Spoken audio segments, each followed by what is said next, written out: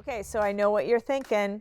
You just bought all of your furniture and now you have to get your room put together with those accessories.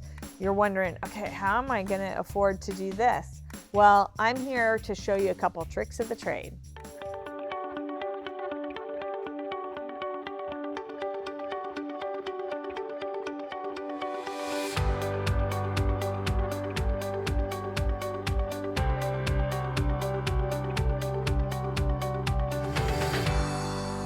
So I'm Monique Thornock and I'm the design manager here at Furniture Fair. I have over 30 years experience in helping people accessorize their home and making their rooms look just right. So I'm here to show you a few tips of the trade. What we're going to cover today is what goes into decorating your home and what is a cost-effective way of decorating your home. So what goes on when you're decorating your home? The first thing you have to remember is it needs to have some of your personality. We want to see that, oh, this is you when they walk into your room. So keep that in mind. And if you want a list of really great items and ideas of decorating your home, be sure to watch the Ultimate Guide of Home Accessories. That will help you out a lot.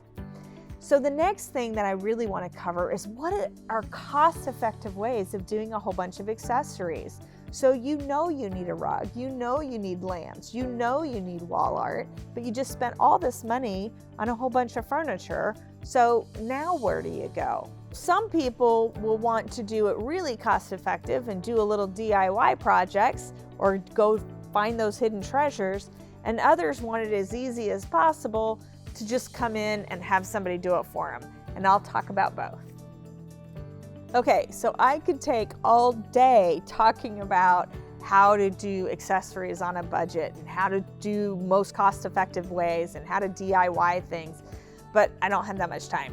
So I'm gonna hit on three major ones. You have your wall art, your rugs, and your lamps. I'm gonna take you through all of those, give you some tips and tricks, and then just remember you can apply these elsewhere. So rugs are the artwork for the floor. That's how you need to think of them. You can do it very inexpensively by getting man-made rugs. So they aren't going to be your thousands of dollars hand-knotted wool rugs. You don't have to go that far. You can keep it into a polypropylene or a nylon or an olefin rug and buy a nice 8x10 rug for under $1,000. The other thing is you can always go to secondhand stores. People who buy really expensive rugs, guess what? They want to change their room every so often. And so if you are patient and you want to go thrift store shopping, by all means do it. You can always clean those rugs, have them professionally cleaned so you don't have to worry about old dirt and grime, but you can pick up some really good bargains that way. The last place that you can always go to, but sometimes you don't think of, is family and friends. A lot of times, family and friends, you hear, oh, they're going to be redoing their house or they're going to be moving into a new house. They may have some rugs that they don't know what to do with. They aren't going to be able to sell them at yard sales very well. So check out your friend's inventory if you know that they're moving. Well, let's talk about some wall art. So wall art can be very personal if you want your room to be personal. And what I mean by that is if you have favorite pieces of art, by all means, they're art. Put them up. You can always get some accent pillows or some lamps or something to tie that piece of art into your room. But if it's personal to you and you love that piece of art, use it. Don't feel like you have to go and buy the perfect piece from a store when you may already have a wonderful creation in your home. Another thing to do is go into the stores and ask to work with a designer who can maybe pull out some catalogs and find that perfect piece of art for you that you're looking for with all the right colors, with the right theme that you're going for. Once again, you can always go and shop those thrift stores. You may have to change out a frame here or two, but I know there's stores that do that. And the last thing is, if you're doing family art and you're doing family portraits and you have those great school pictures of the kids, don't hesitate with putting them on your wall. Just make them look great. So if you're a great DIYer, a couple things that you can do with wall art that you may not have thought before. But for example, you can frame record album covers that you've collected or your husband has collected over the years and make that look like a great piece of art. You can find some of those antique pieces that you love and hang them on the wall instead of setting them on the floor. So there's a whole bunch of different ways that you can make wall art, and it doesn't just have to be a picture. A couple things to keep in mind. Framing is the most expensive thing about wall art most of the time. So there's a couple ways of getting around that. Buy canvases so you don't have to frame them.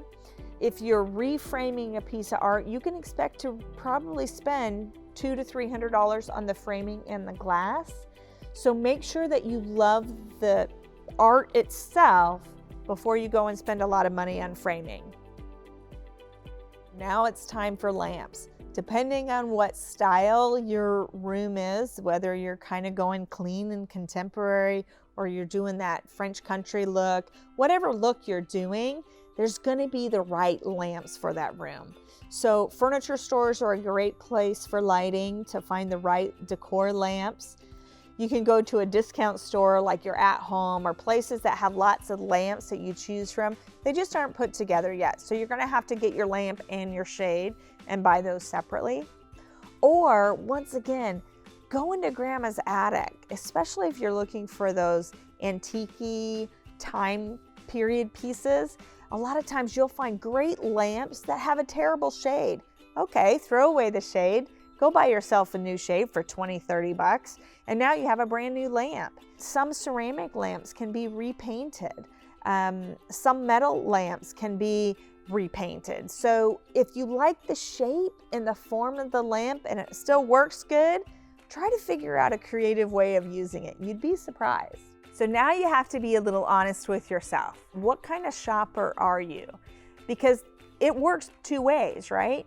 You can come into Furniture Fair, set an appointment with one of our designers, and they're going to do all the hard work for you. You give them a budget, they're going to work within your budget. You may not get everything done that day on that budget, but at least you're doing a work in progress. Or are you one of those people who loves the hunt, who loves to go and find things and repurpose them and upcycle them? Either way, you can always start at Furniture Fair, see what's out there, pick your main pieces, and then go find your other little pieces. But there are two ways to shop for accessories, and you have to decide how you want to do it.